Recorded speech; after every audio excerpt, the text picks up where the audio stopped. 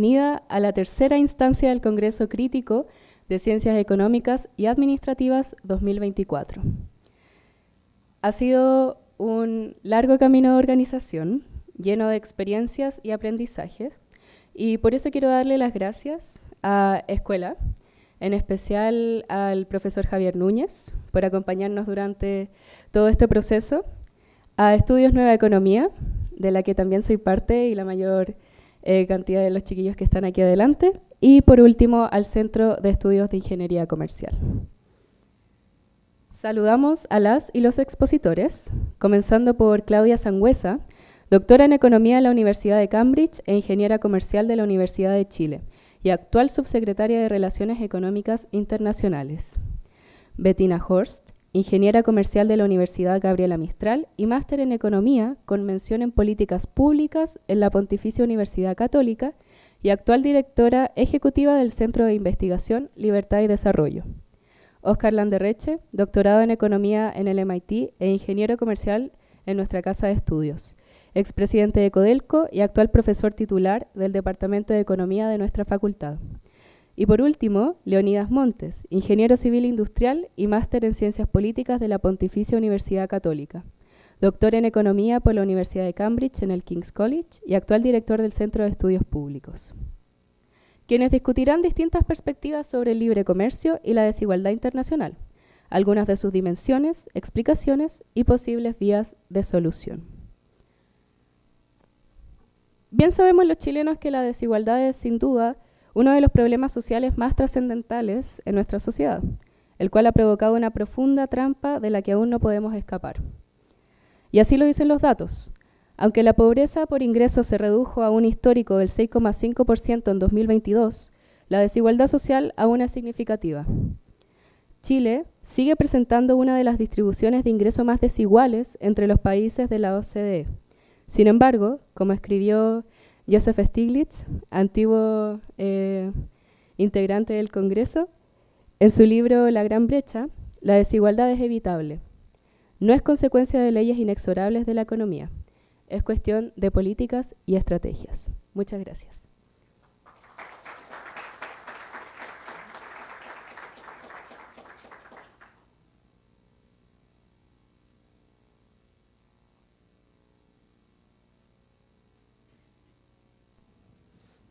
Aló.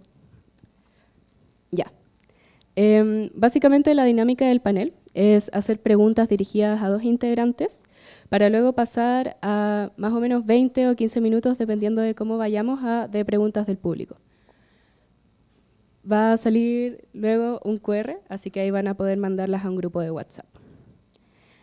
Entonces, las tensiones comerciales a raíz de la batalla tecnológica entre China y Estados Unidos han afectado su comercio, con contracciones notables desde julio de 2018 y tras la guerra en Ucrania en febrero de 2022. Aunque hubo una recuperación en 2020, la disociación comercial se ha intensificado, especialmente en productos complejos, impulsada por aranceles y la necesidad de diversificar suministros. Para Chile, socio clave de ambos países, esto presenta tanto oportunidades como riesgos. El conflicto podría generar desequilibrios en el mercado interno y aumentar la desigualdad. En este contexto, ¿cómo puede Chile aprovechar esta situación para fortalecer su posición en el comercio global? ¿Y es posible sacar provecho de estas tensiones? La pregunta está dirigida para Óscar Landerreche y Claudia Sangüesa. Usted, profe. Ya, bueno, primero que nada, agradecer la invitación y sobre todo agradecer a los invitados. En realidad decir que la Claudia es un invitado, ella estudió conmigo aquí, digamos, es una compañera de curso, pero con la Bettina también coincidimos cuando yo estaba recién comenzando a trabajar en el Banco Central. Yo también estaba partiendo. Está ahí partiendo, sí, pues. Sí, estábamos partiendo, éramos goma de borrar en esa época, en el Banco Central. Así que con Leonidas no coincidimos en ninguna parte, excepto en cosas entretenidas del CEP, me parece a mí. Pero bueno, así que un gusto tenerlos acá y bienvenidos a la facultad de esta instancia organizada por los estudiantes. Yo creo que la pregunta es bien compleja y va a ser interesante cómo lo toma la subsecretaria. Y no vaya a pensar subsecretaria que estamos grabando para postear en el China Times. Pero mire, porque el problema es el siguiente, el problema es que Chile es un país que, bueno, en cierta medida por su naturaleza, también por estrategia, pero en gran medida por su naturaleza, es un país muy abierto, ¿no? Muy abierto, somos literalmente una costa, ¿no? Y por lo tanto somos un país, uno, expuesto al comercio internacional, pero además es un país que está particularmente expuesto al comercio con China, ¿no? La minería está muy centrada en China básicamente porque el cobre, nuestro principal producto, al final del día, cuando ustedes lo miran en detalle, la demanda por cobre es la demanda por cable de cobre, ¿eh? Todo lo demás es como un poquito... ¿eh? La demanda por cobre, y el cable de cobre se usa para construir edificios. Eso es como, y el lugar donde se estaban construyendo edificios en el mundo era China. Era. Entonces, entonces China es cobre, pero además, en este momento, el sector más importante del agro, que son las cerezas, que incluso están reemplazando a las uvas y al vino, desgraciadamente, es básicamente China centrado. Hay un tema con las cerezas, que son una cosa como cultural en China, es un regalo cultural, pero además de contratemporada. Entonces, nosotros somos un país muy expuesto a China. A esto hay que ponerle un segundo elemento de complejidad. El gobierno chino ha implementado una política que se llama la iniciativa de, no sé cómo se traduce, Belt and Road, Belt and Road, ¿ya? ¿No es cierto? Que supuestamente era, sí, pero como no sé cómo se traduce al español, pero así, BRI, Belt and Road Initiative, que inicialmente consistía en que ellos le proveían financiamiento a empresas, a países que necesitaban invertir en infraestructura en Asia. Y básicamente a ellos tenía sentido desde el punto de vista de China porque le permitía mejorar el comercio a China, ¿no es cierto?, con sus países vecinos en Asia y todo lo demás. Después se movió hacia África esa iniciativa y ahora último, esa iniciativa se ha movido hacia América Latina. Una parte a esa infraestructura, el puerto peruano es financiado de esa manera, pero hay otra parte que es que cambió el tipo de objetivos de financiamiento y ahora el gobierno está promoviendo que empresas chinas tomen posiciones en dos áreas. El área de los metales estratégicos, que incluye litio, a ellos les gustaría cobre también, no les ha resultado mucho, y la otra área es alimentos. Entonces son dos áreas que son estratégicas en Chile. Entonces, el problema es el siguiente. El problema es que tenemos a una potencia mundial que crece como loco, que es muy importante para nosotros y que está tomando posiciones estratégicas en distintas áreas. Si es que ella entra en un conflicto abierto en términos comerciales o en fin, guerras comerciales, arancelarias, en que empiezan a hacer optar a los países por aquí o allá, yo creo que es un problema estratégico para Chile bien significativo. No me parece obvia la respuesta de qué es lo que hacemos, ¿no? Obviamente, desde el punto de vista como cultural e histórico, tenemos más cercanía con Estados Unidos, ¿sí? Pero eso puede tener enormes costos desde el punto de vista comercial, porque el gringo te dice, oye, quiero que usted siga mis protocolos de, no sé, de informático. Y la respuesta nuestra debería ser, ¿y por qué no te compráis una cereza? ¿Ah? Ya.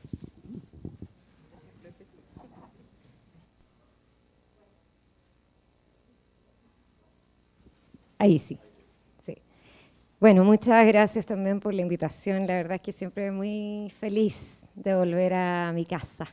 Así que muy contenta, además de ver este salón lleno de estudiantes, mujeres y hombres aquí con ganas de saber más y ser también más críticos, que este es el Congreso de Economía Crítica.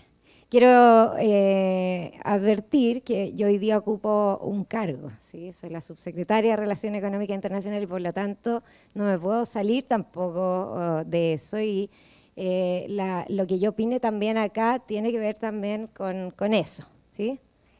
Probablemente menos libertades que las que me tomaría si fuera una académica como lo era antes, ¿sí? Bueno, Chile tiene efectivamente unas relaciones económicas internacionales bien diversas. Efectivamente, el principal socio comercial es China, pero no es el único socio comercial y tampoco es el único socio económico. El principal inversionista en Chile, como bloque, es, de hecho, la Unión Europea. El principal país inversionista en Chile es Canadá. Y por lo tanto, tenemos el mayor flujo de inversión extranjera directa en la región. Y por lo tanto, tenemos unas relaciones económicas bien diversificadas. Yo, a modo de broma, digo, esto es como tener una relación poliamorosa en términos internacionales, para que me cache. Y por lo tanto, el trato, como ustedes, generaciones de jóvenes, ¿cierto? El trato es importante con todos. Y nosotros mantenemos, de hecho, como gobierno y como Estado, un trato muy fluido, constante, y en ese contexto le damos la importancia que tienen a todos estos socios. Asia, por una parte, China, Japón, pero también otros actores en Asia que son importantes también, Singapur, ahora Corea, India, ¿sí?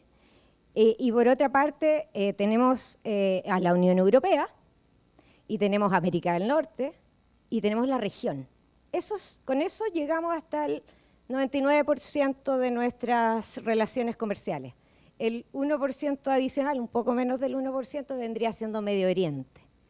Y de hecho tenemos también una definición política de aumentar ese 1% en Medio Oriente, ¿sí? Por eso firmamos también un acuerdo comercial con Emiratos Árabes Unidos y esperamos empezar uno con Arabia Saudita. Entonces, esa es la situación de Chile. Chile tiene esta situación de relaciones económicas bien diversas. A diferencia, por ejemplo, de un país como México, cuyo único prácticamente socio comercial es Estados Unidos. O sea, el porcentaje ahí es mucho mayor de la relación comercial y por lo tanto la situación que tiene respecto a Estados Unidos es bastante particular, no es el caso nuestro. Y por lo mismo es muy importante también, en ese sentido, tener las reglas súper claras con estos socios. ¿Sí? Uno no puede estarle tampoco, como tenemos esta cosa media poliamorosa, digamos, no podemos estarle dando trato a uno más que a otro. Hay que tener una especie como de reglas claras para todos. Y eso sí es muy importante para el Estado de Chile, es tener instituciones públicas que funcionen de manera muy neutral en ese sentido y que no estén discriminando lugares de manera arbitraria. Por lo mismo, por esas relaciones económicas diversas. Eso por una parte. Entonces Chile, los acuerdos internacionales que ha suscrito, los respeta. ¿Y eso para qué? Para aumentar también la credibilidad de nuestro país y por lo tanto facilitar estas relaciones económicas. Esa diversidad, aunque nos deja como con hartos desafíos, también nos da cierta seguridad. Es como diversificar la canasta para reducir el riesgo. En términos muy macroeconómicos, en el fondo, minimizar los efectos de shock idiosincráticos, ¿no? Si un país cae, entonces tenemos otras opciones, ¿sí? Pero hay que tener una política pública deliberada en términos de promoción de nuestras exportaciones, de diversificación de la inversión extranjera directa, y en ese sentido eso es lo que uno está haciendo. Ahora, en un mundo, la pregunta era, ¿cómo un mundo polarizado donde China y Estados Unidos entran en conflicto? Por otra parte, la Unión Europea, que también está haciendo sus cosas, afectaría a Chile. Bueno, para Chile es importante que, como tiene esta diversidad de relaciones, es importante que las organizaciones multilaterales que regulan justamente las reglas del comercio internacional funcionen. Y efectivamente, en la situación que tenemos actualmente, podría complicar eso, podría complicar el multilateralismo. Salió un informe hace poco, que está público, los invito a leerlo, que es del Ministerio de Defensa del Reino Unido, se llama Global Strategic Trends, Out to 2055, ¿ya? Entonces está mirando hacia el futuro. Y dicen, mire, aquí hay una situación en la cual tenemos países con alto poder y un eje de poder aquí, países con alto poder, países con bajo poder. Y tenemos también otro eje en el cual hay alta cooperación y baja cooperación, o con mucha competencia. Un mundo donde el multilateralismo funciona es donde los países con alto poder cooperan, ¿ya? Y ese es el mundo donde el multilateralismo funciona. Entonces tenemos reglas igualitarias, independiente del tamaño y el poder, ¿sí? Hay otra situación en donde tenemos mucha competencia entre estas potencias, pero y alto poder. En ese caso, entonces podría haber un mundo multipolar, que es un poco lo que está pasando ahora. Entonces tenemos multipolos. Entonces tenemos la Unión Europea, Estados Unidos, Asia, están los BRICS por ahí.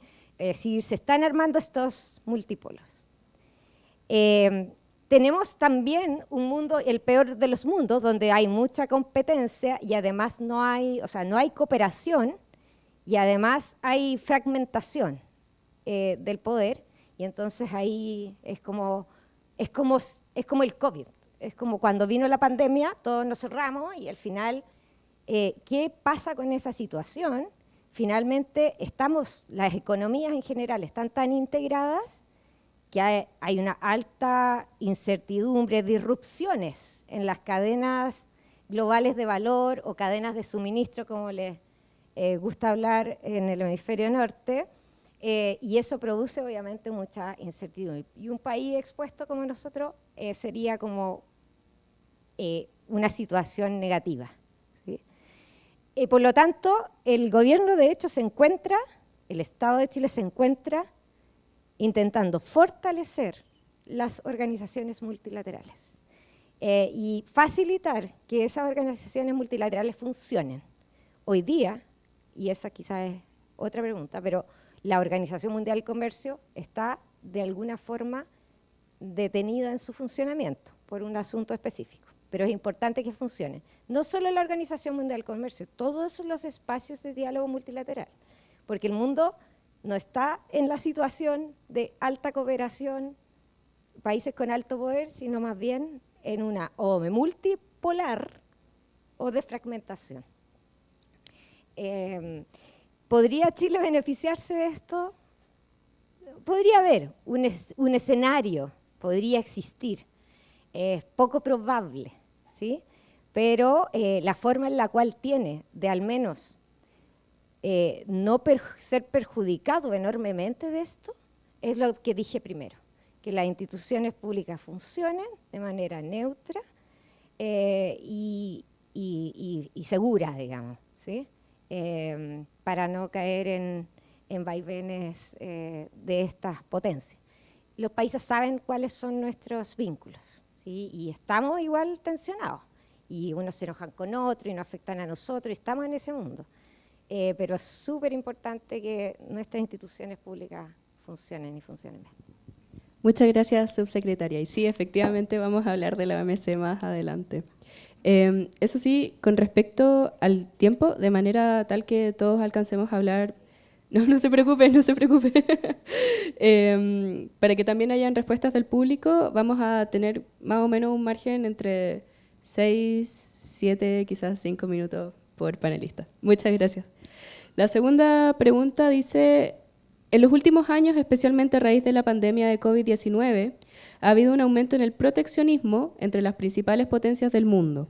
Esto se observa en políticas arancelarias y en la creación de barreras al libre comercio, como los requerimientos verdes en las transacciones comerciales, que exigen estándares medioambientales específicos para los productos.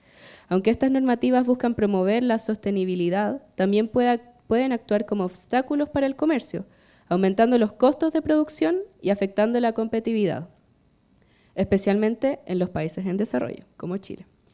Esto genera preguntas sobre cómo equilibrar la protección del medio ambiente con la apertura de los mercados. Para Leonidas y Bettina, ¿cómo influyen estas políticas en el comercio global y en la cooperación internacional?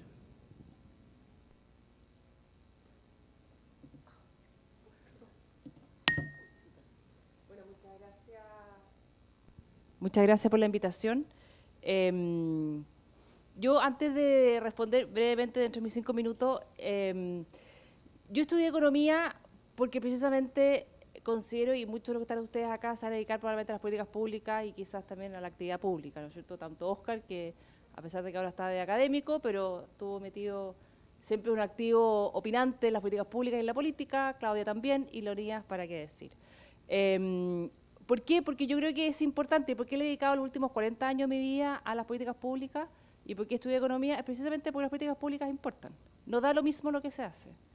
El progreso de un país, la movilidad social, las oportunidades que se le dan en los distintos sectores de una población van a depender de las políticas públicas. De lo contrario, miren la región en la que estamos y vean aquellos países que se han equivocado en el rumbo que tomaron y dónde están hoy día. Si son países con más o menos oportunidades de las que ustedes quizás tienen acá. Entonces, eso es lo que a mí me motivó a dedicarme a la economía, porque sí me doy cuenta que las ideas y lo que se haga importa. Define el futuro de los que están sentados acá ustedes hoy día, pero también el futuro de sus próximas generaciones. Lamentablemente no hay bala de plata para nada, ni para arreglar los temas de pobreza, ni para arreglar los temas de desigualdad, ni para arreglar los temas de una educación, de una mala educación en un país, pero sí hay caminos que uno puede emprender, que pueden ser largos, pero que finalmente nos lleven a un buen lugar. Y esa es mi motivación, y esa es mi invitación, y también porque estoy hoy día yo acá, porque yo creo que es importante también que ustedes tengan miradas distintas desde las políticas públicas para entrar a un debate enriquecido y con posiciones también que analicen la realidad de qué ha existido en los debates en el mundo y qué caminos son los que nos llevan al progreso y qué caminos nos llevan finalmente al estancamiento y a peores posibilidades de un futuro desarrollo.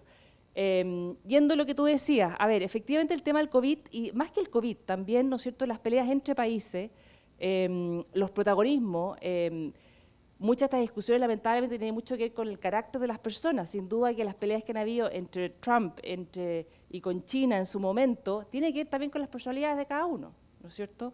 A veces las cosas tienen respuestas mucho más humanas que teóricas, ¿no es cierto? Si bien Trump dejó la presidencia de Estados Unidos, hay una probabilidad de que vuelva, y las relaciones internacionales se fraguan también al calor de las personalidades de las personas que las van llevando, como muy bien decía la subsecretaria. Por eso es importante que funcionen las instituciones, porque eso lo aleja de los ciclos políticos y lo aleja de las decisiones que están muy contaminadas por decisiones o arranques personales. En los últimos años han aparecido los conceptos de friendshoring y nearshoring, ¿no es cierto?, que tiene que ver también con esta cosa de mayor inestabilidad en el mundo, que son conceptos que al final del día de alguna forma le dan una contención o un marco de restricción al libre comercio, ¿no es cierto? Entonces, también a mi modo de ver, y lo que ha mostrado la experiencia en el mundo, es importante el comercio internacional, es importante tener países abiertos al comercio, sobre todo un país como Chile, ¿no es cierto? Nosotros con el cobre que tenemos, de no tener comercio con terceros países, no tendríamos nada que hacer con esa cantidad de cobre. Lo mismo con el litio, lo mismo con el hidrógeno verde, todo lo que se habla hoy día como futuras industrias potencial de desarrollo para el país, son industrias que precisamente lo que hacen es exportar sus servicios, exportar sus bienes. Entonces, es importante para el país. Y estos conceptos que han surgido, este nuevo desafío para el comercio internacional, está dado también por unas miradas a veces que quieren influir hacia una mirada más bien de proteccionismo y no de una apertura comercial. Entonces, hay que tener cuidado cuáles son los límites a cada una de estas nuevas ideas que van surgiendo. Y respecto al tema internacional y el tema, ¿cómo se llama?, calentamiento global, temas medioambientales, ¿no es cierto? Acá tenemos que tener claro de que en materia de abordar los desafíos medioambientales del planeta, importa poco y nada lo que haga Chile. Chile tiene que alinearse con el resto del mundo, ¿no es cierto? Nosotros como país emitimos menos del 1% de los gases invernaderos. A nivel internacional, en función por habitante, emitimos menos que el promedio. Es decir, nosotros no somos un país que es fuente de la contaminación. Entonces, si nosotros hoy día entramos en legislaciones para abrazar formas de reducir emisiones que en otras partes del mundo no se están generando, no se están cumpliendo, la pérdida es nuestra y no logramos ni beneficiar al planeta y no logramos tampoco beneficiar a nuestro país. Entonces, esa discusión necesariamente tiene que darse en el contexto internacional, en las organizaciones internacionales que tienen que tener fuerza al respecto, y en ese contexto analizarlos, porque de lo contrario se hace un tremendo esfuerzo sin necesariamente tener el impacto que se espera tener.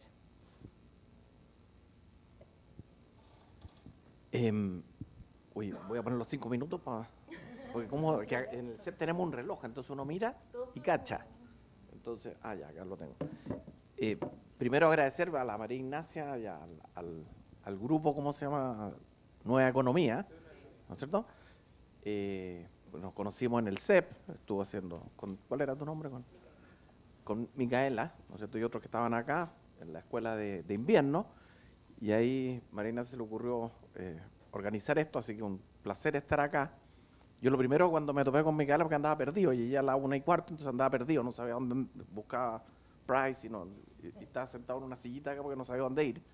Entonces otro estudiante me condujo allá donde está el picoteo, que estaba muy bueno, entre paréntesis.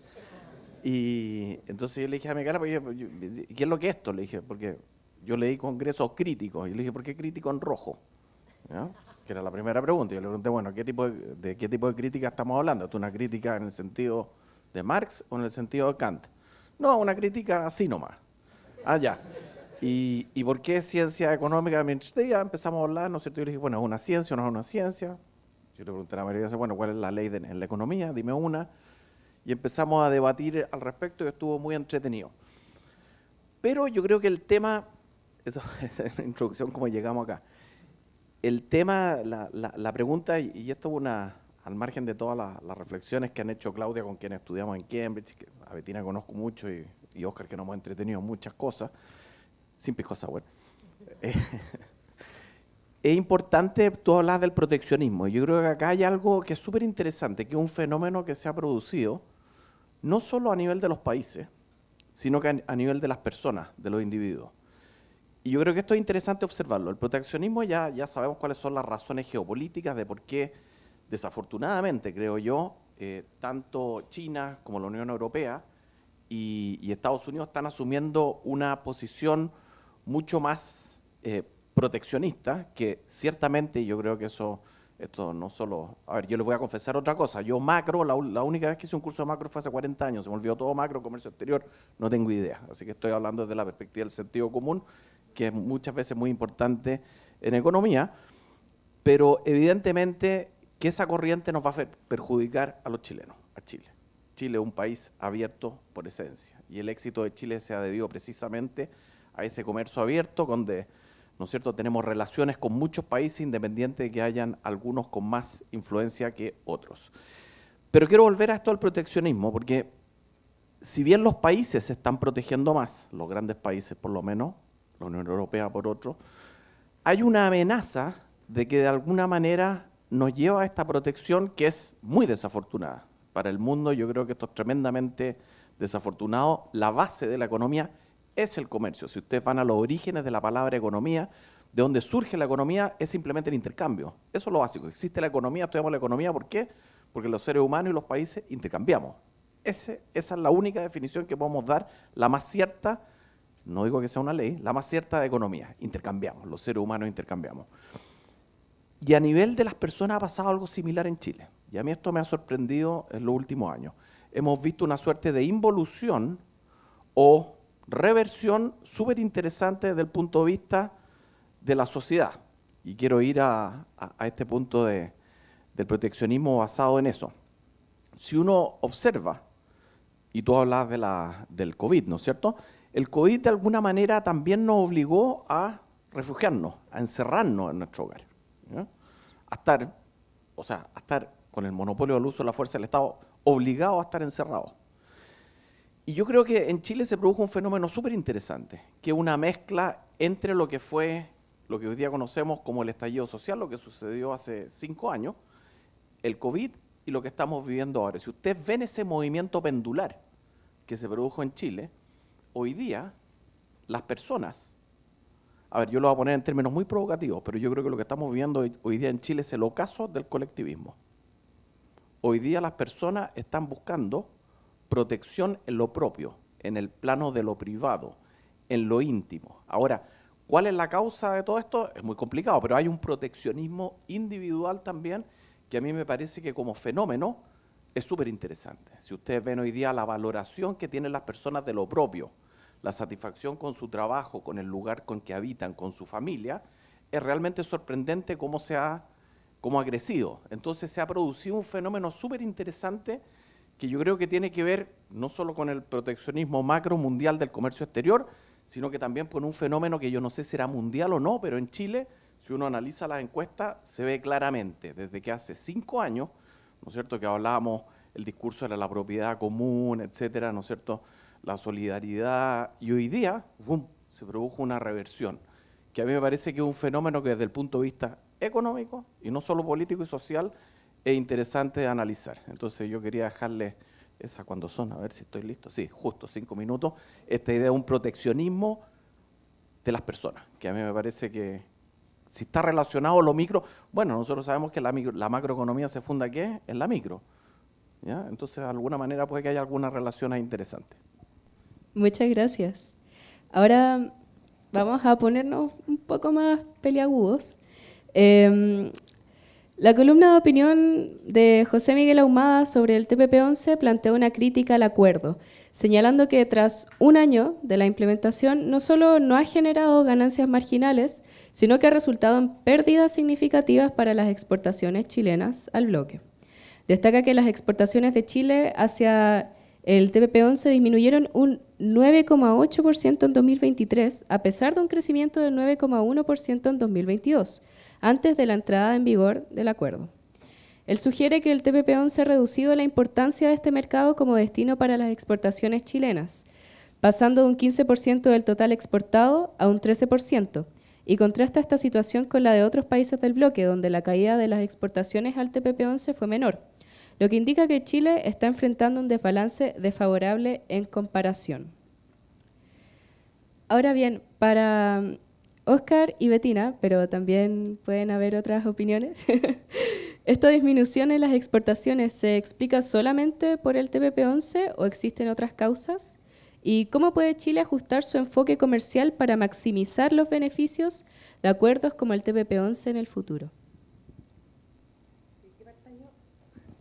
Bueno, tú partiste tu pregunta diciendo que era provocativa.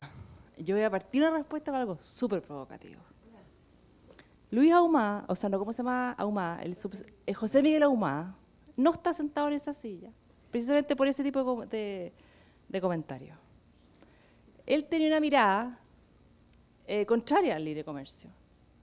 La sostuvo durante la campaña, la sostuvo en el eje de en el ejercicio de su cargo, y finalmente incluso los propios determinaron que efectivamente estaba siendo un problema, sobre todo en un país que estaba suscribiendo nuevos tratados de libre comercio con otros países, abriéndose otros mercados. Y ahí yo celebro lo que ha hecho la subsecretaria Sangüesa en términos de buscar nuevos mercados, como es el acuerdo de libre comercio con Dubái, como es otras áreas que están abriendo. África es un continente que hoy día desde Chile no es necesariamente India, ¿no es cierto? Es un tremendo país que podría ser un socio comercial muy ventajoso para Chile.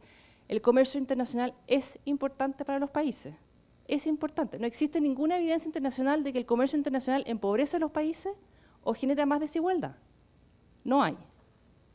Entonces, es importante avanzar en esa línea. Y por eso yo agradezco y felicito que tengamos sentada a la subsecretaria Sangüesa, porque ha impulsado una agenda, a lo menos lo que yo creo que necesita el país y que también este gobierno ha asumido que necesita este país. Respecto al TPP-11, y esto también es un análisis un poco más amplio de políticas públicas, cuando uno quiere medir el efecto de un tratado de libre comercio o el efecto de cualquier política pública, no te puedes centrar en el último año, en el último dato, ¿no es cierto? Hay que tener una perspectiva más de mediano plazo. A mí lo encuentro algo curioso, cuando todos los meses, cuando sale la inflación, cuando sale el empleo, cuando sale el INMASEC, que son puras cifras mensuales, que son importantes seguirlas todos los meses, pero sube un poco, todos contentos, baja un poco, todos felices, deprimidos. No, miramos las cosas más en perspectiva, sabemos los ruidos que hay en las mediciones por casos coyunturales de la economía, porque hubo una mina quizá en paro, ¿no es cierto?, en huelga, y por eso cayó la producción del cobre, entonces el INMASEC cayó un poco más de lo que se pensaba. O sea, lo mismo en comercio internacional, hay ruidos internacionales, de repente hay cosas de tránsito internacional, quizás hay algún puerto en paro. No sé el detalle de lo que pasó justamente en esos semestres que estamos comparando, ¿no es cierto? Pero veamos las cosas más en perspectiva y todo indica que la firma del TPP-11 llegó tarde, pero llegó en buena hora. Ok, el TPP-11, a diferenciarlo del taller de política pública, ¿no? Que es un ramo que doy yo. Que había una época en que yo los hacía debatir sobre el TPP-11 y entonces clarificaban el TPP bueno y el malo, que era como ya enfermante, pero en fin. Hay que tener volver al tema central que subyace a lo que estamos debatiendo. Chile es un país que no tiene una estrategia de desarrollo factible si no es orientada hacia el comercio internacional. Y la subsecretaria lo dijo con mucha claridad. Además, bueno, lo que no dijo la subsecretaria es que además somos un país relativamente pequeño. Somos un país que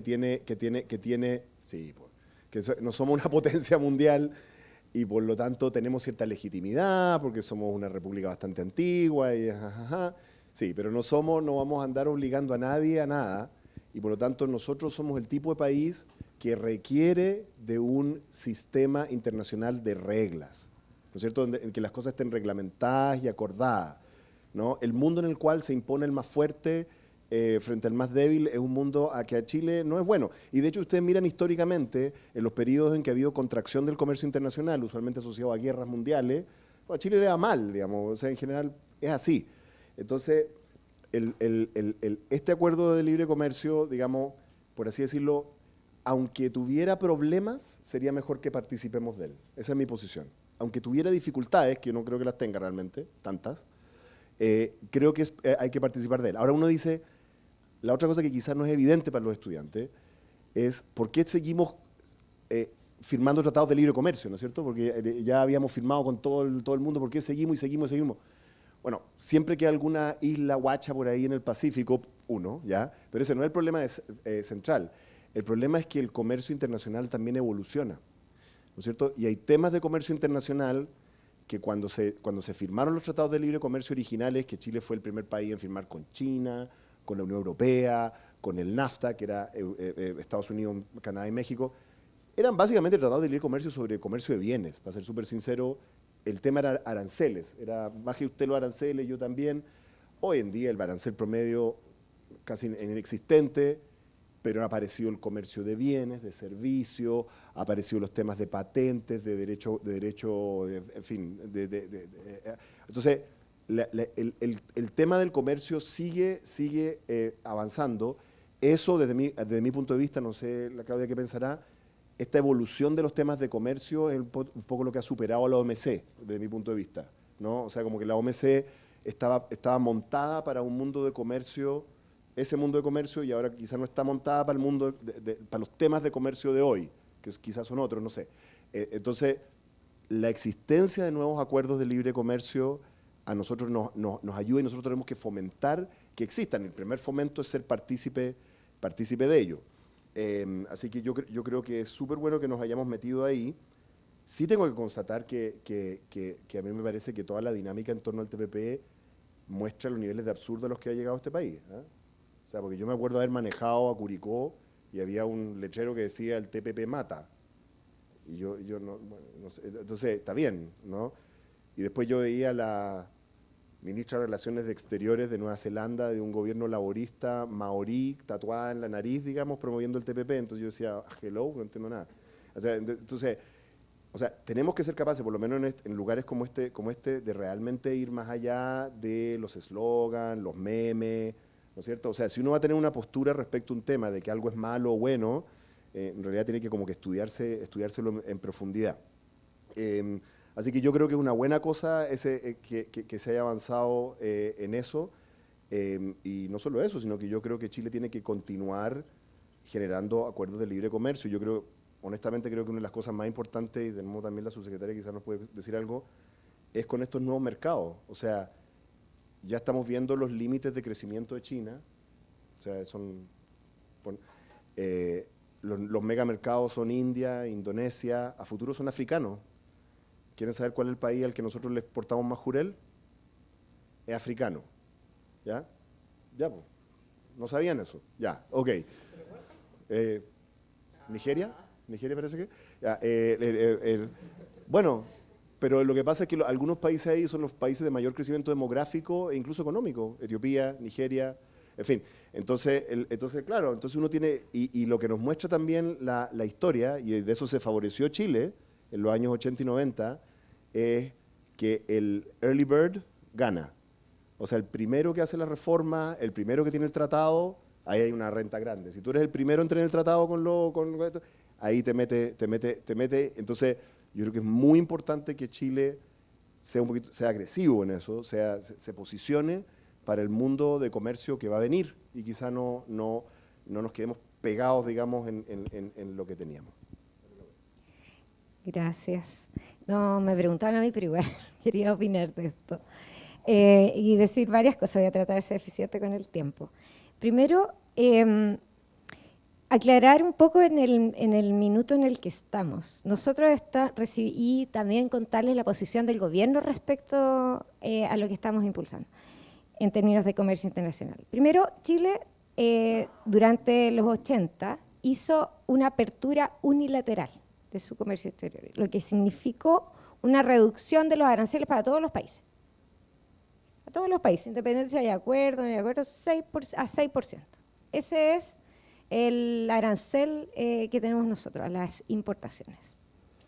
Segundo, entonces esa es la primera etapa de apertura, una apertura unilateral. Después vino una etapa de apertura que fue más bien de acuerdos bilaterales. Y ahí firmamos el primero con China, y ahí firmamos el primero con varios países. Fuimos los primeros efectivamente en varios. Y ahora en estos tiempos, en estos años, hemos estado cumpliendo 20 años de la firma del acuerdo con la Unión Europea, 25 años con México y así sucesivamente. Entonces, hoy día nosotros nos encontramos con acuerdos, esos acuerdos bilaterales rebajaron aún más los aranceles, a cero, a cero en una canasta grande de bienes. Y por lo tanto ya liberalizaron en el fondo el comercio con esos países bilateralmente. Ahora en este momento entonces nosotros tenemos 34 acuerdos con 65 economías del mundo, lo que corresponde como al 88% del PIB, acuerdos, donde hay aranceles cero. Entonces en esta etapa de la política comercial, lo que está impulsando el gobierno es un énfasis en articular esa política comercial que incluye no solo apertura, incluye promoción de exportaciones y atracción de inversión extranjera directa, estratégicamente para mejorar la productividad del país. ¿Cómo puede hacer eso? Bueno, el sector exportador es 30% del PIB. Es 30% del PIB. El 90% de lo que se exporta está fuera de la región metropolitana. ¿Ya? Y un poco más del 50% de la canasta exportadora es cobre y litio, pero el otro 48% es agroindustria. Y el otro 2% que está creciendo a tasas históricas es servicios. ¿Sí? Entonces, ¿qué tenemos que hacer? O sea, ¿qué estamos tratando de impulsar para aumentar la productividad del país? Impulsar la promoción de exportaciones de sectores estratégicos que puedan aumentar la complejidad de nuestra canasta exportadora, quiere decir, productos con base tecnológica, proveedores de la minería. Estuve en Antofagasta hace poco, hay mujeres dueñas de empresas que están vendiendo máquinas para poder evaluar el estado de otras máquinas que usan los países mineros del mundo, ¿sí? En Perú, en Marruecos, proveedores de la minería, servicios, diseños de software, servicios de asesorías financieras, etc. Eso por una parte, diversificando la canasta exportadora, impulsando servicios y bienes con alto contenido tecnológico. Y por otra parte, también, y en ese sentido, debemos poder evaluar críticamente esa apertura, en el sentido de poder decir, bueno, ¿qué se ganó y qué se perdió? Cada acuerdo que se negocia. ¿Sí? Básicamente, cuando uno negocia con alguien, uno gana cosas y pierde cosas. Y entonces, ¿qué ganamos y qué perdimos? qué hay en los acuerdos que nos hacen ganar y qué hay que nos hace perder. Y en eso estamos. Y como dijo Oscar, esto evoluciona. Nosotros hoy día tenemos además una propuesta de modernización de los acuerdos bilaterales de inversiones. Acabamos de hacer una modernización con la Unión Europea, donde eliminamos todos los acuerdos bilaterales de inversiones, los reemplazamos por un capítulo de inversiones en el acuerdo con la Unión Europea, eliminando todos esos acuerdos bilaterales y comprometiendo la creación de una Corte Permanente de Resolución de Controversia Inversionista-Estado, que está en la frontera de lo que se está haciendo. ¿Por qué está en la frontera? Porque se está innovando. Esto no permanece estático. Entonces, solo quería decir eso para aclarar. Muchas gracias. Profesor Leonidas, yo sé que a usted le gusta harto todo lo que tiene que ver con Adam Smith, eso todos lo sabemos, sus enseñanzas.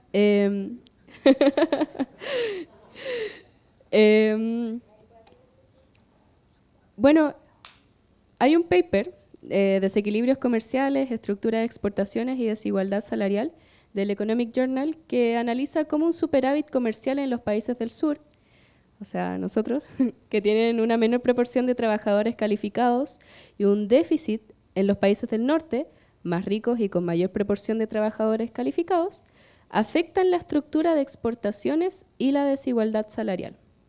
El estudio muestra que estos desequilibrios han aumentado en las últimas décadas, intensificando la desigualdad salarial debido a la creciente interdependencia de los flujos comerciales. Entonces, hasta esta situación, nosotros nos preguntamos, pucha, ahí se ve como un problema en garantizar el pleno empleo a través de quizás las enseñanzas de Smith, del libre comercio, lo liberal, ¿no? ¿Qué nos puede decir al respecto?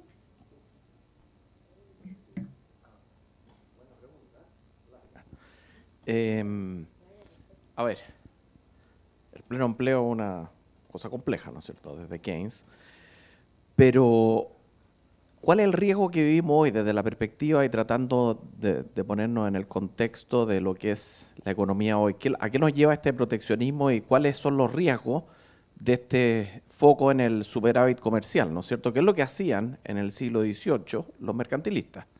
Los mercantilistas, ¿no es cierto?, en la época del siglo XVIII tenían políticas económicas súper simples. Ellos confundían, como dice Adam Smith, la riqueza no es lo mismo, decía Adam Smith, la riqueza de una persona que la riqueza de un país. Una persona es rica por la cantidad de oro y plata que tiene, por el dinero, pero un país no es rico por eso, decía Adam Smith. Un país es rico por su capacidad productiva, por el potencial que tienen a futuro las personas. ¿Ya? Esa fue la gran revolución que se dio en el siglo XVIII, y esto atacaba a las políticas mercantilistas que eran proteccionistas. ¿Qué es lo que trataban de hacer los mercantilistas en esa época? Cuando hablo de los mercantilistas son todos los países, Gran Bretaña, Francia, etcétera.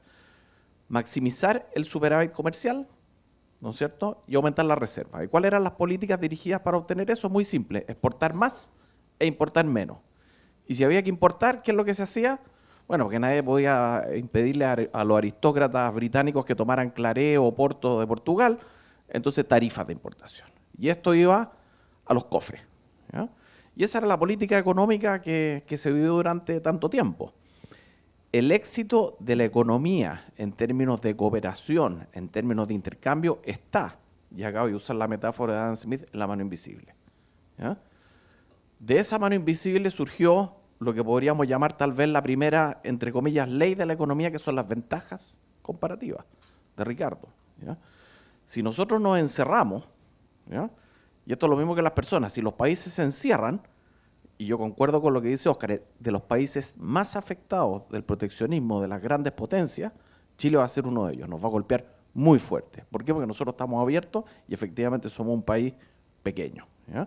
Entonces, si los países empiezan a encerrar, va a ser un gran desafío, creo yo, y va a ser un gran problema para el empleo, para la economía, para el crecimiento. Bueno, respecto al crecimiento, no sé si lo vamos a hablar, pero ese problema ya lo tenemos hace bastante tiempo y eso les va a tocar sufrirlo a ustedes, no a las generaciones anteriores, ¿ya? Pero eso va a ser un gran problema. Yo creo que el tema, efectivamente, del comercio internacional, todo esto, como decía Claudia, ¿no es cierto?, en toda negociación se pierde y se gana en otras cosas, es una negociación. Hay países, los países negocian también como las personas, ¿no es cierto? Hay negociaciones, pierden y ganan, pero de alguna manera hay unas reglas del juego, y acá vuelvo a lo de Oscar, que nos permiten tener cierta certidumbre a cómo resolver esas diferencias, ¿ya? Entonces yo creo que es súper importante volver y no caer en esa trampa que el mundo probablemente va a caer de mayor proteccionismo, porque hoy día la situación que se ve a nivel global es preocupante en ese aspecto. Prometo ser breve. Bueno, todos ustedes pasaron ya por una clase de comercio internacional hace menos tiempo que Leonidas, por lo que dijo, ¿no? Y se acuerdan los triangulitos, ¿no es cierto?, que unos ganan, otros pierden, pero la economía en su conjunto gana. Bueno, pero obviamente los que pierden, no es como, oh, qué pena perdiste, tocó a ti perder, bueno, qué pena. No, la política pública tiene que hacerse cargo de eso. Y vemos ahora, no quiero entrar en detalles si es justificado o no, pero el cierre de la empresa en Huachipato, ¿no es cierto? Le vamos a decir, es que el triangulito es mejor para la sociedad en su conjunto, así que ustedes perdieron, perdón, yo no dije. Pero, ¿no es cierto? Tenemos que hacernos cargo. ¿Y cuál diría yo que es uno de los principales problemas que tenemos en Chile? Miren, yo ando con una bota ortopédica porque me corté el tendón de Aquiles. No sé si alguien más se lo ha cortado. Cuando tú te cortas el tendón, tu patita te queda colgando. No sirve para nada. Es el que permite que suba y que baje tu pie. Entonces, inmovilizado. ¿Cuál es se habla del talón de Aquiles, pero ¿saben cuál es nuestro tendón de Aquiles? La educación. Y hace años llevamos discutiendo cómo mejoramos la calidad de educación. Si no mejoramos la calidad de educación, es muy difícil pensar en programas de reconversión de trabajadores históricos en un sector que pierden producto de acuerdos de comercio, todo lo que hablamos de formación continua, es decir, acá hay un tema que es transversal a muchas políticas públicas y también a temas de política de comercio exterior, la educación, ¿no es cierto? Cómo formamos gente que pueda tener habilidad en distintos sectores, etcétera, etcétera, etcétera. Entonces, a todo lo que estamos hablando de comercio internacional, de apertura comercial, etcétera, el tema de educación es trascendental y finalmente irradia todas las políticas públicas. Una buena o una mala educación irradia todas las posibilidades que un país tiene de avanzar o no avanzar, porque si es que mi sector es el que va a quedar con la apertura comercial, me da lo mismo el triangulito de Friedman o de Harvard, el que sea. Yo igual voy a ir a marchar a la calle, ¿no es cierto?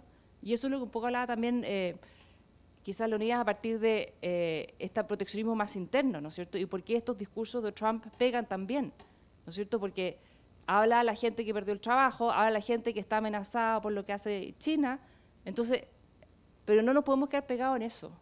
Y una forma, o lo que ayuda por lo menos a que la economía se movilice, la sociedad se movilice, las personas logren insertarse en nuevos rubros, es el tema de la educación. Eso no me alargo más. Antes de pasar a las preguntas del público, que ahí los chiquillos tienen mi tablet,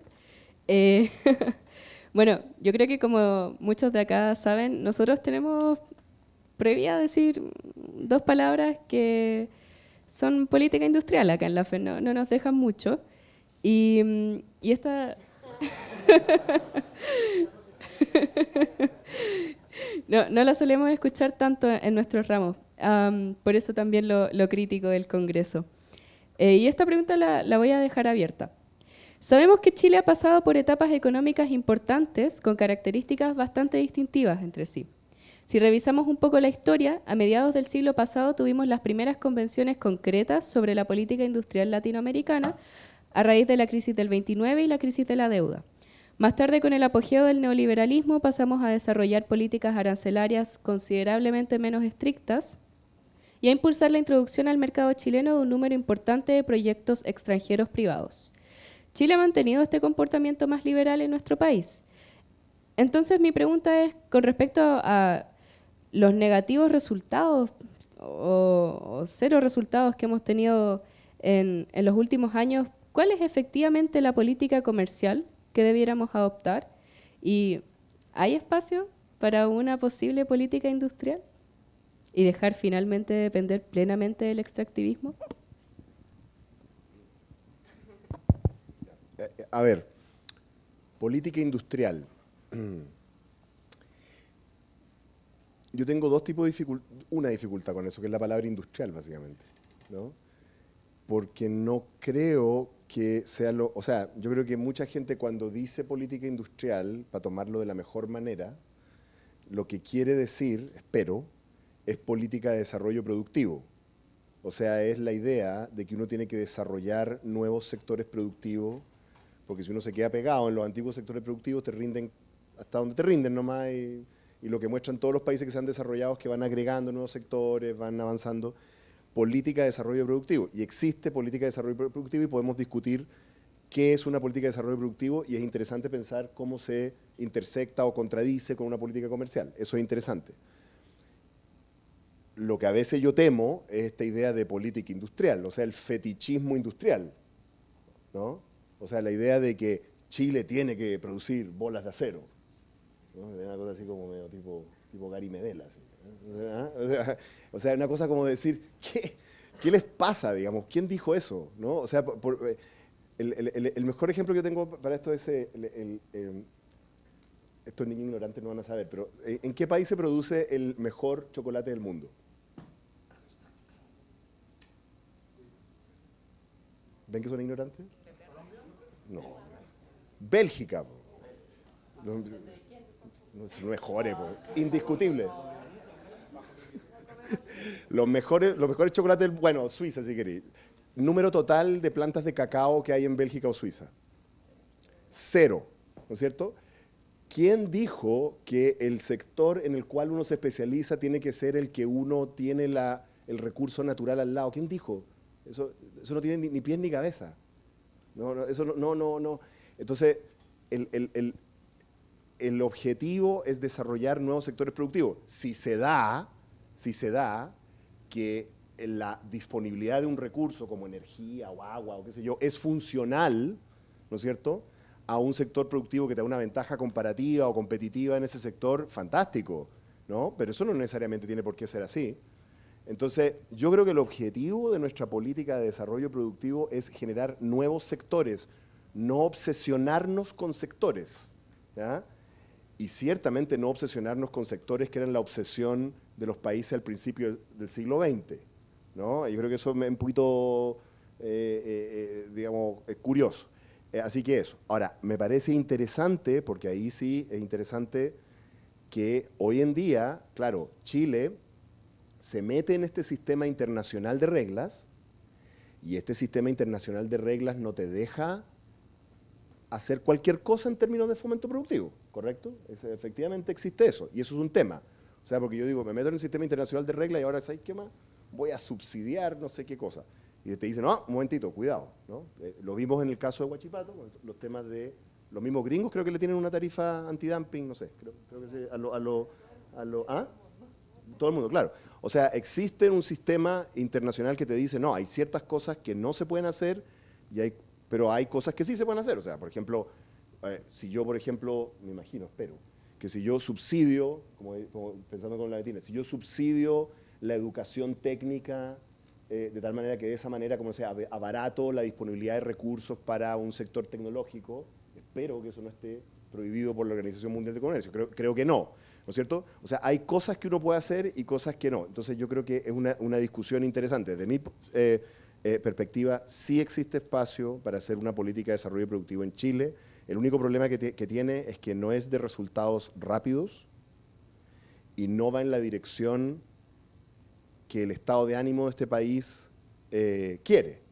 Porque el estado de ánimo de este país hace mucho tiempo lo que quiere es que uno les diga, no se preocupen, si trabajamos menos nos va a ir mejor. ¿Ah? Y en realidad la dirección en la que va el desarrollo productivo en todas partes de la historia y el mundo es que uno tiene que trabajar mejor, sí, pero también más.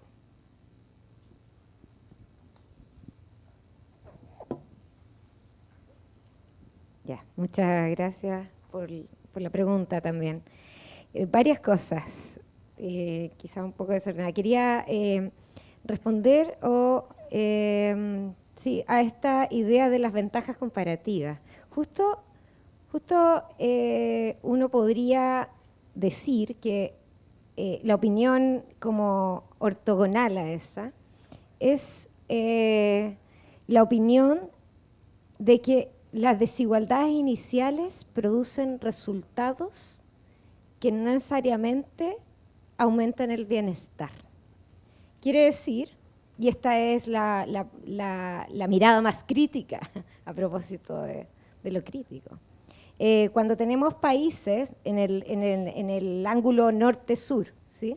Cuando tenemos países que ya tienen industria, que ya tienen conocimiento, y países en el sur que son ricos en materias primas, entonces liberalizar te puede producir más bien una ampliación de esas desigualdades y una naturalización de los sectores productivos en los cuales ya estoy especializado.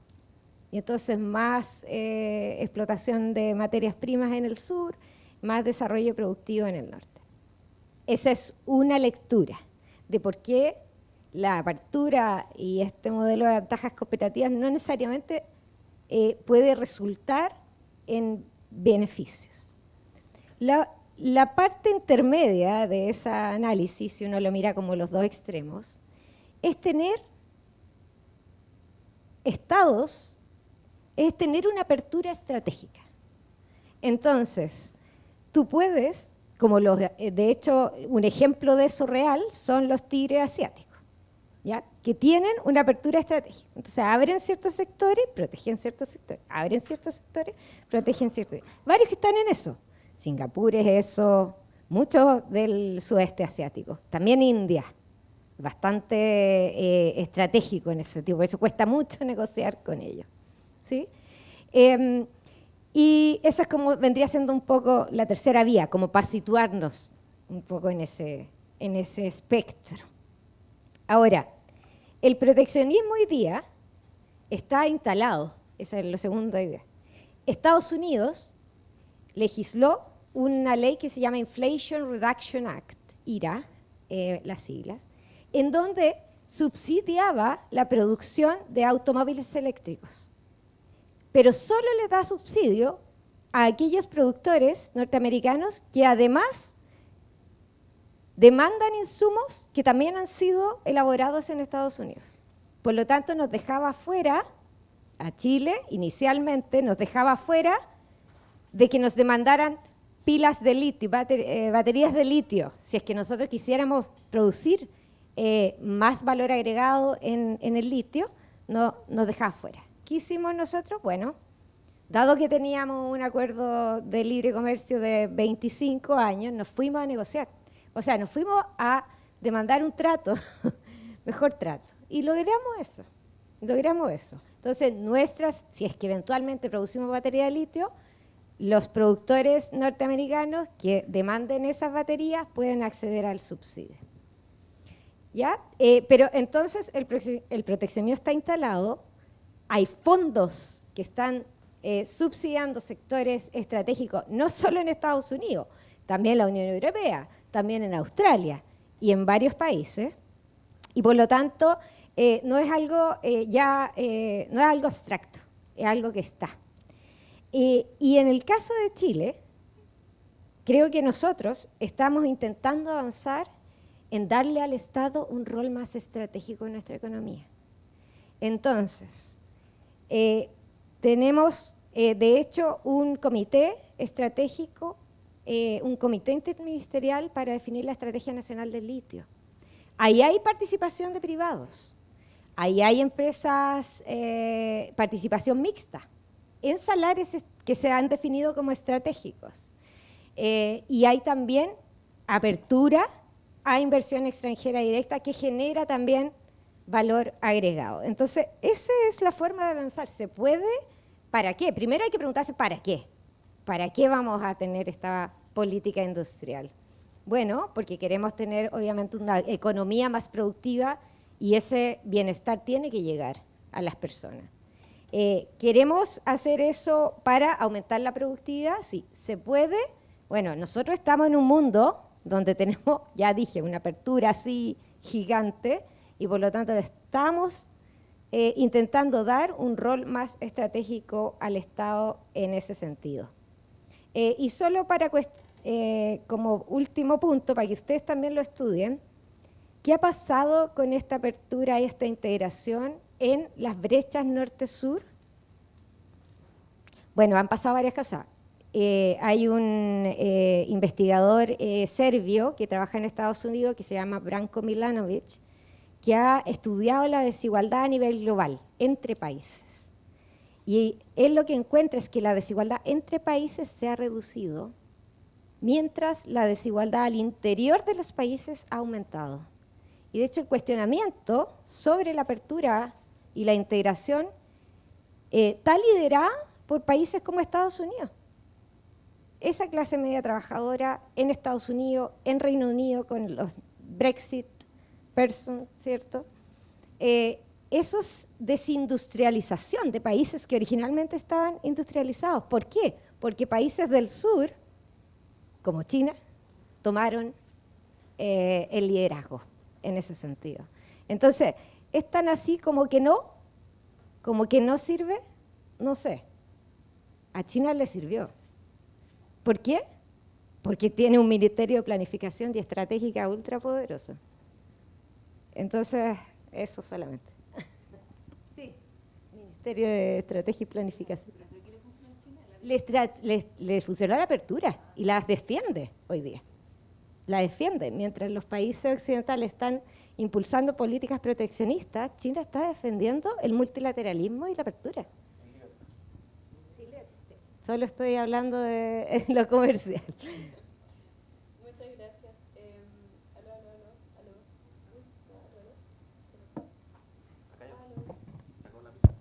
Ahí sí, gracias. Ya. Hay hartas preguntas. Veo hartas personas que hablan de la cooperación latinoamericana, medio como de volver a un imperio entre todos los países. Claro, claro. También me preguntan por qué el chocolate belga es el más rico, profe. No, ya, pero en serio. Hay una pregunta que me interesó. Dice, si bien la mejora de la educación es de acuerdo común, que compone la columna vertebral del progreso, economía y disminución de la desigualdad, ¿qué enfoque debiera tener esta para lograr una política industrial exitosa en Chile? ¿Enfoque en la educación técnica, en la investigación, innovación, o modelos de estilo más nórdico, como se les llama?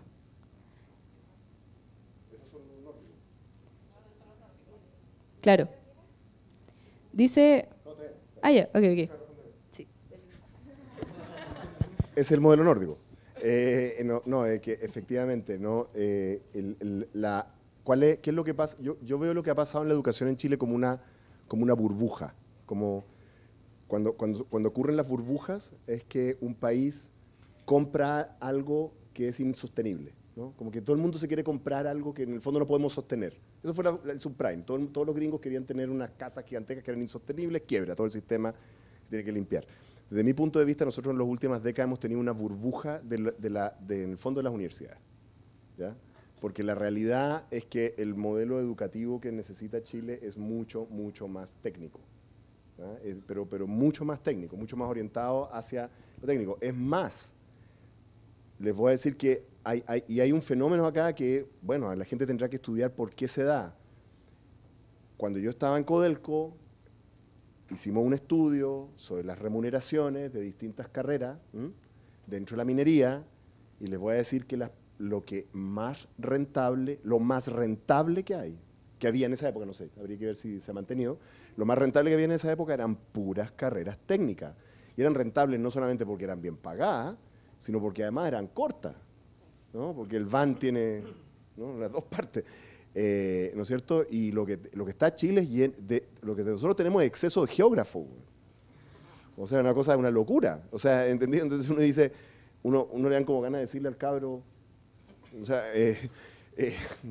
o sea, interesante, digamos, pero entonces yo creo que tenemos que orientar eso de alguna manera. No sé exactamente cómo se hace, hay que pensarlo bien, pero cuando uno mira un sistema educativo como el alemán, que quizás es en exceso dirigista, ¿no? Literalmente te agarran como a los 12 años, ya. Pero yo creo, pero también tiene el hecho de que la gente va por un camino y después si destaca puede volver al otro camino, no es así para toda la vida. Cuando uno ve lo mismo, de alguna manera u otra está en Corea, incluso en Holanda, yo creo que necesitamos orientar nuestro sistema educativo un poquito más hacia lo técnico y lo profesional y entender que es una locura que en un país todo el mundo sea, no sé, médico. No tiene sentido. Ahora, el problema que tiene eso es lo siguiente. La educación técnica de calidad en esos países, en los países como Singapur, como Corea, como eso, está basada en un sistema educativo que es efectivo, como sea que lo hagan, ¿eh? Es efectivo en enseñarle matemática, en enseñarle comprensión lectora, en enseñarle disciplinas de concentración, en fin, a los estudiantes. O sea, tú no vas a tener un buen sistema de formación técnica o politécnico, etcétera, si no tienes un buen sistema educativo escolar. Oye, déjame también sumarme a la respuesta. Algunas reflexiones, para no presumir que uno tiene la solución a los problemas. Uno tiende, y me pasa lo mismo que a Oscar, que uno tiende a decir que hay demasiados geógrafos. Bueno, ¿para qué decirle la cantidad en exceso que hay de ingenieros comerciales? Entonces, la respuesta a eso... Entonces, no, lo que pasa es que ojo con las definiciones que uno tome, porque las consecuencias que traen.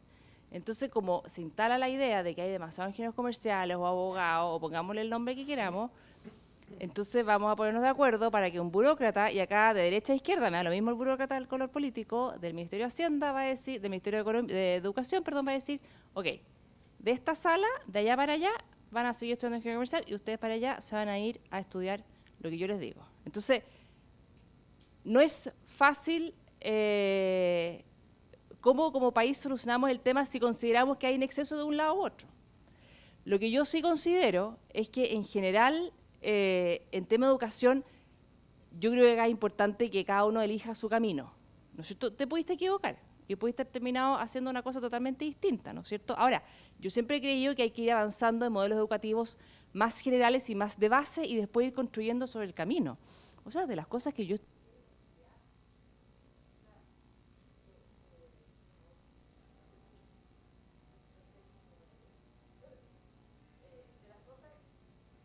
De las cosas que yo estudié en la universidad, poco nada, o sea, la integral de una vaca vestida de uniforme, eso nunca más lo vi, ¿no es cierto? Y muchas cosas que uno después... Entonces, lo importante es que te dé cada vez más una formación general. Y ahora hay otro tema que va a ser súper políticamente incorrecto, pero que como país tenemos que tener esa discusión. Hoy día el Estado está ayudando más la educación superior que la educación prebásica. Y todos los estudios de Chincola a Jote en el mundo mundial dicen que donde hay que poner los esfuerzos, porque si es la educación preescolar o inicial, porque si ahí partimos de una mala base, difícil vamos a poder llegar a la tan ansiada movilidad social y que efectivamente la educación sea un mecanismo de abrir oportunidades. Y hoy día nos gastamos muchos recursos en el último nivel, que todos se muestra que la rentabilidad social, la rentabilidad es más baja. Dicho eso, dentro del contexto de la OECD, que nos gusta compararnos con los países ricos, que a veces nos conviene, otras veces no nos conviene, pero en este caso sigue siendo Chile el que un mayor premio entrega a los cartones de la educación superior, ¿no es cierto? Entonces sigue siendo rentable estudiar en Chile, educación, ir a la universidad. Yo creo que efectivamente está subvalorada la educación técnica profesional, pero yo siento que ha ido un encantamiento o ha ido creciendo en el tiempo. No con la rapidez que uno quisiera, pero sí, por lo menos la tendencia nos lleva hacia... Pero falta mucho todavía. Falta mucho todavía. Entonces, y acá una última cosa, pero ese tema me tiene atravesada. No porque queramos tener una buena educación técnico-profesional, el Estado tiene que financiar centros de formación técnicas de mala calidad, con baja matrícula y con un subsidio tremendo de millones de dólares al año en centros de formación técnicos regionales, que tenemos uno en cada región. Entonces, decimos, queremos educación técnica profesional, ya, que el Estado tenga uno en cada... Eso tampoco soluciona el problema. Entonces, de nuevo, veamos bien cuál es la pregunta para tener la respuesta correcta. Me salí el tema, pero yo creo que es importante. No, muchas gracias. Otra pregunta. Son la mayoría abiertas, así que está a voluntad de cada uno responder.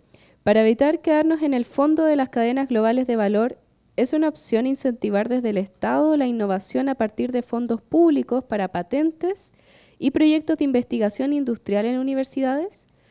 ¿Cómo diversificamos nuestras exportaciones sin caer en medidas proteccionistas? Bueno, sí, gracias. Muy buena la pregunta. Creo que hay, respondiendo directamente a, tiene sentido que haya fondos para creación, digamos, en las universidades. Y yo creo que siempre, o sea, sí, eso es parte de lo que sirve justamente para incentivar la creación, la innovación. Creo que todo gasto en innovación y desarrollo es necesario en Chile. Chile tiene una de las tasas más bajas de gasto en innovación y desarrollo y ha sido bien tricky porque hay algunas políticas que han tratado de incentivarla y la verdad es que hay hartos temas básicamente también culturales respecto a por qué en la empresa misma no invertimos en innovación y desarrollo y por lo tanto hay que hacerlo. Eso es algo que es parte, diría yo, no sé si parte de una política industrial, yo creo que es parte de cualquier país que quiera ser competitivo y que quiera ser productivo, desarrollo productivo. Así que sí, es pertinente. Ahora, respecto al tema de las cadenas globales de valor, creo que eso es estar, ese es un título de un deseo, desear que nuestros productos estén situados en lugares más altos en estas cadenas globales de valor que existen. Entonces, producir bienes con mayor valor agregado. ¿Eso se puede? Se puede, y creo que hay varias iniciativas en el Estado hoy día funcionando que lo hacen. Uno es la promoción de exportaciones que la hace un organismo que se llama ProChile. ProChile tiene oficinas en todas las regiones del país, oficinas con directores regionales, pero además tiene más de 50 oficinas fuera del país. Y entonces se trata de justamente buscar mercados a productos chilenos. Y eso se puede buscar estratégicamente, se puede promocionar estratégicamente sectores. Entonces ProChile, de hecho, y el funcionamiento de esa institución, está trabajando hoy día de manera estratégica con los énfasis que le hemos estado dando como gobierno, diversificando la canasta exportadora, tratando justamente de promover estratégicamente sectores productivos de nuestro país. Entonces se puede. La otra alternativa, que en la SUPREI lo llaman encadenamientos productivos, tiene que ver con cómo empresas chilenas se juntan con otras empresas de la región usualmente, para poder juntando sus tecnologías de producción o sus productos, generar bienes con mayor valor agregado. Y con eso dar un salto en la cadena global de valor. Hay una metodología que se fabricó, que fabricaron los equipos técnicos de SUPREI y estamos trabajando en poder buscar y hacer esos encadenamientos productivos. Se puede. Entonces las dos son cosas que estamos haciendo en el marco de todas las reglas también de nuestros acuerdos comerciales. Entonces no es nada polémico desde ese punto de vista. Muchas gracias. Ya para ir cerrando, yo diría que la última pregunta, que ya efectivamente lo del sueño bolivariano. Sí. ¿Cuál es el papel o rol que debe cumplir Chile dentro de la red latinoamericana? ¿Debe Chile enfocarse y no ignorar las situaciones cercanas geográficamente, como quizás es el caso de Argentina o Ecuador, o Perú, incluso donde tenemos situaciones políticas, sociales medias complicadas? Una pregunta que apunta quizás a la cooperación entre naciones.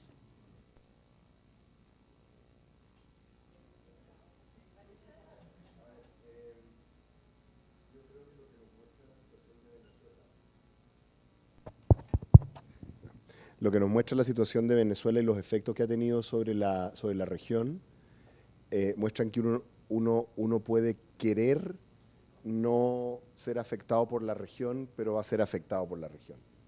¿Entiendes? O sea, uno vive donde vive, ¿ya? Entonces, hacerse el leso con lo que está ocurriendo en la región es un poquito voluntarista, creo yo, ¿no? Si tú tienes un colapso económico en los países alrededor tuyo, te va a afectar, te va a afectar. O sea, al otro lado del continente tenemos un país, Uruguay, que hace casi todo bien. Tiene solo un problema. Está rodeado por Brasil y Argentina. ¿Ah? ¿Entendí? Entonces, claro, o sea, tiene una pequeña dificultad que hereda los problemas económicos de los países con los cuales inevitablemente va a tener relaciones, no hay nada que hacer. Aunque haga todo perfecto, va a verse afectado. Entonces, desde mi punto de vista, nosotros sí debemos tener una política, pero tiene que ser una política que vaya en la dirección de estabilizar la región, estabilizarla política y económicamente, porque una región del tamaño que, no sé, países como Brasil, Argentina, Perú, inestable, a nosotros nos mete en hartos problemas, y yo creo que lo de Venezuela lo muestra en forma muy extrema. ¿Ah? Pero ojo, pero nosotros hemos tenido otros momentos en que se nos han producido fenómenos de migración, dificultades, debido a colapsos económicos en países en nuestro entorno. Así que sí, yo creo que uno sí debe tener una política regional. Lo que creo que no tiene ningún sentido, me parece que no tiene ni pies ni cabeza, son cosas del estilo una moneda única, ese tipo de cosas son medias como... No tiene sentido, no tiene ningún sentido para un país como el nuestro. Y yo creo que un país con la vocación comercial internacional que tiene Chile, la idea de que uno se va a cerrar hacia el resto del mundo y va a privilegiar comercio con la región tampoco tiene mucho sentido, ¿no? Eso es lo que creo.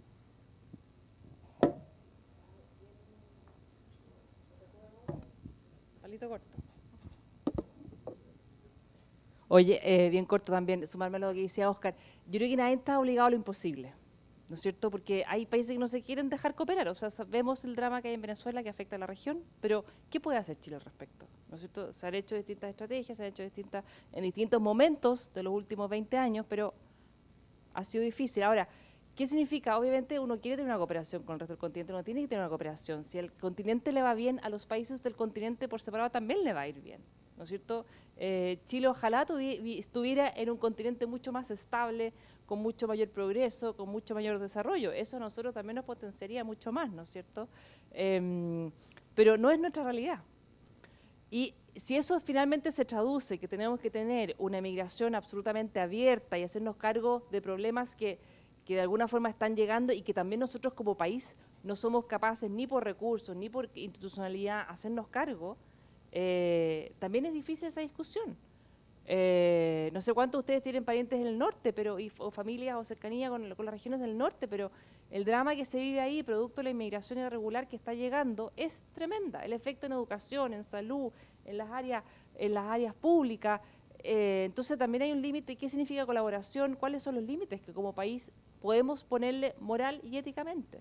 ¿No es cierto? Porque también hay un tema de cómo nos construimos nosotros como país, como identidad, y cómo son los servicios que el país, el Estado le entrega a los ciudadanos chilenos, ya sean extranjeros o chilenos. Entonces, es una discusión súper amplia, que a veces con el simplismo de que no, es que hay que colaborar, pero esa colaboración también hay que entenderla desde el punto de vista de quién quiere que sea colaborado, cuáles son los límites y qué es lo que realmente se puede hacer.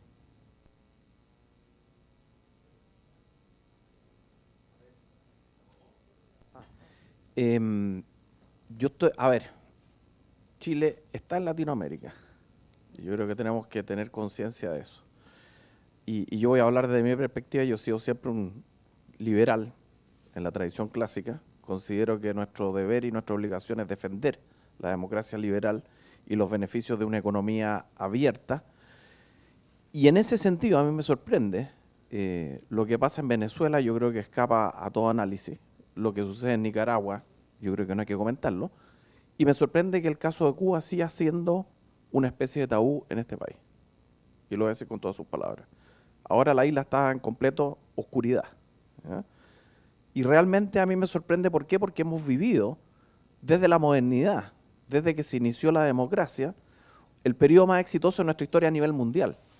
Y Chile vivió durante 30 o 20 años, da lo mismo, un proceso de modernización realmente sorprendente que fue puesto en jaque. Y yo creo que esto hay que decirlo claramente. ¿Ya? A ver, nosotros somos más viejos, yo estoy más viejo. Yo creo que la gran responsabilidad de ustedes, lo dijo Betina, ustedes estudian economía, oikos, no mía. Algunos, ¿no es cierto?, se preocuparán de la administración del hogar y de lo propio, pero muchos de ustedes, hago este alcance, ¿por qué? Porque para los griegos el oikos no es solo el hogar, sino que también es el lugar donde se habita, puede ser la nación o el país. Y para muchos de ustedes van a ser parte de lo que va a ser el futuro de este país. Ustedes pertenecen, lo voy a poner en estos términos, a la élite de Chile. Estamos claros. ¿Ya? Y el gran desafío que tenemos por delante, ¿ya?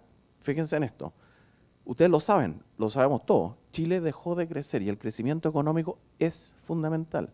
Este año va a crecer el 2,5%, el crecimiento potencial no excede el 2%, y esto es un tema que van a tener que enfrentar ustedes. Y recuperar eso va a ser muy difícil. Yo creo que esta tarea de esta generación, déjeme ponérselo en términos simples, hace 10 años, ¿ya? Yo solía venir acá a dar una charla, encontrar trabajo por ingeniero comercial o por un economista de la Chile era instantáneo.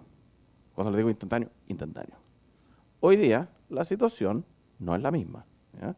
Entonces yo creo que es muy importante tener conciencia de que viene un mundo completamente distinto a nivel global, con proteccionismo, etcétera, y con un país que tiene que, voy a poner en estos términos, recuperar ese sentido que es tan importante. El crecimiento económico, insisto, no es solo números, no es solo riqueza material, tiene muchas consecuencias positivas, un progreso que tiene que ver con lo moral, que tiene que ver con lo valórico, que tiene que ver con lo cultural, con lo artístico. Ejemplos en la historia universal hay miles, desde el Renacimiento, de los griegos en Atenas.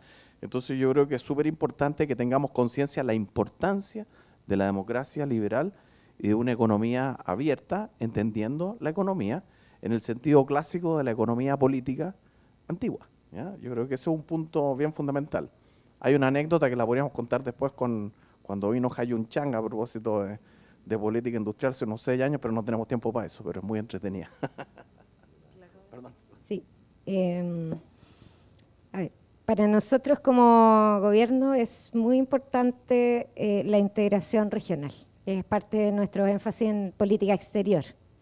Y por lo tanto estamos trabajando con ese énfasis. Lo que quiere decir que tenemos... promovemos, ¿cierto?, las reuniones bilaterales con con los países que nos rodean. Yo mañana a las 6 de la mañana me voy a Brasil por una comisión administradora para resolver temas bilaterales. La otra semana voy a Bolivia, primera vez en muchos años que no se celebraba ahí una reunión en temas económicos y comerciales, en mi ámbito, ¿no? Porque en el otro ámbito político también. Tenemos en todos los espacios multilaterales regionales en los cuales participamos, hemos intentado fortalecerlos, retomarlos, porque, y esto es por razones, no es por romanticismo, ¿sí? Hay una decisión política sobre lo importante que es la región para nosotros, pero también hay una decisión que tiene que ver con nuestra economía. Nosotros hace poco publicamos un estudio sobre los proveedores de la minería, que son estas empresas que le prestan servicios a la gran industria minera. Y muchas de ellas generan más empleo que la misma empresa minera. Generan más empleo que ellas. Y muchas de ellas hoy día son exportadores. Y el principal mercado al cual exportan está en la región. Es cerca.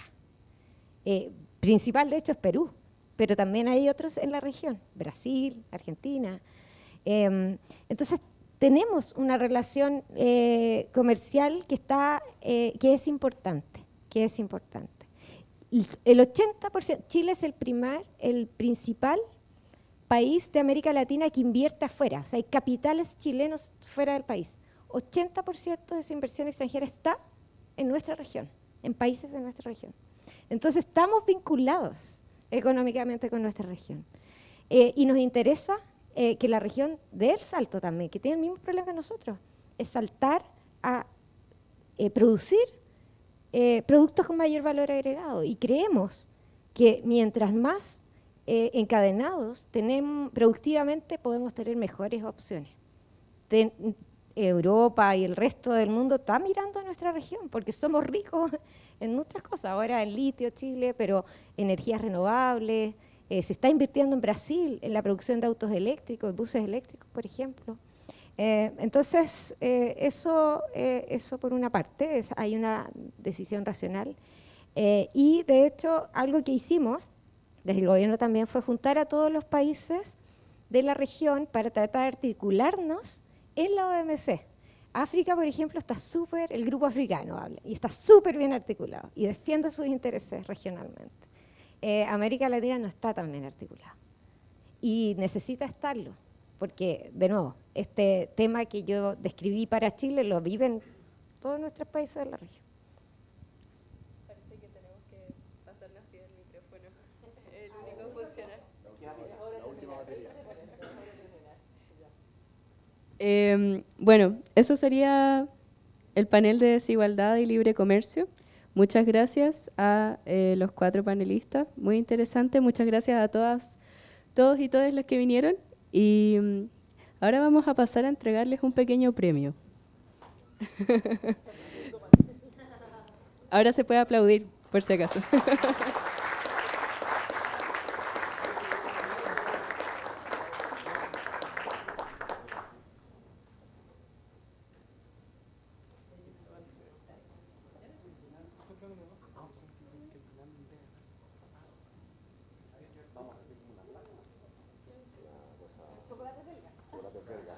No, porque eso me lo como yo.